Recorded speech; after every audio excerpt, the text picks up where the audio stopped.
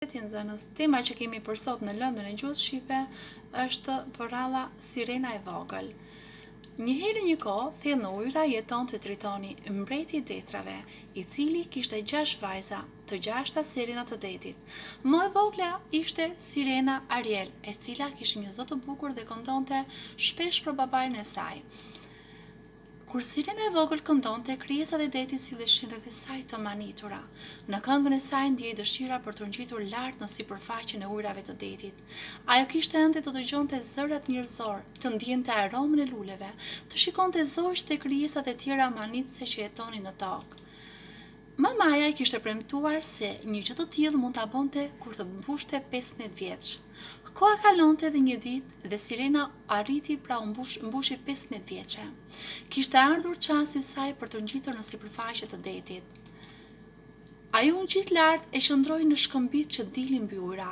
Për herë të parë, vështroi rreth e përflakura nga dielli i mbrëmjes dhe u mrekullua teksa pulbardat klithnin e fluturonin me rrëmuj mbi kokën e saj. Pastaj, shumë larg në ujëra dalloi një anije. Ajo notoi qetësisht derisa u afrua pranë saj. Lart nga anije i mbetën sytë tek një djalë i ri, i hishëm. Ranata por Sirena nuk i largonte sytë nga anija. Ai djaloshi në anija kishte trazuar mendjen dhe ajo nuk po e kuptonte se ç'po ndodhte në shpirtin e saj. Pa pritmas, u ngrit një dallgë e fuqishme. Sirena pa shkatërimin e anijës dhe djaloshin që u shëm në ujërat e detit. Sirena e vogël u zhyt në ujëra për të shpëtuar djaloshin. Ishte i bindur se djaloshi ishte princi i mbretërisë së Bregdetit. Me mundime nxori në breg të detit, i lidhi plagët dhe kujdes për të gjatë gjithë natës. Në mëngjes banorët e tokës po kërkonin princin e tyre.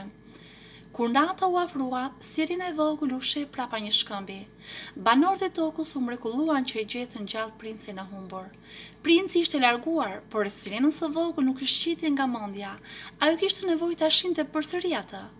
Kaluan shumë ditë në thellësi të detit dhe Sirena e vogël trishtoi që nuk kishte edhe ajo dy këmbë për të ecur. Do të jepte gjithçka që të kishte edhe ajo këmbët e saj. Dëshira për të ecur me këmbët e saj e dërgoi tek magjistarja e detit. Magjistarja e detit me zbritje metallëse dhe fjalëve magjike e shndroi bishtin e bukur të Sirenës së vogël në dy këmbë vajzërore. Sirena e vogël kërkonte të kishte dhe buzëqeshje në fytyrë. Shtriga, për t'i dhënë buzëqeshjen, i kërkoi zërin e ëmbël të Sirenës. Sirena e vogël u ngjit në bregun ku ishte ndarë me princin. Princi priste në breg. Ai e pyeti nëse ishte ajo që i kishte shpëtuar jetën mes dallgëve. Sirena e vogël nuk kishte më zë të fliste. Ai ndjeu keqardhje për bukuroshen dhe gjithsesi për ta mëshiruar e mori me vete në pallatin e tij.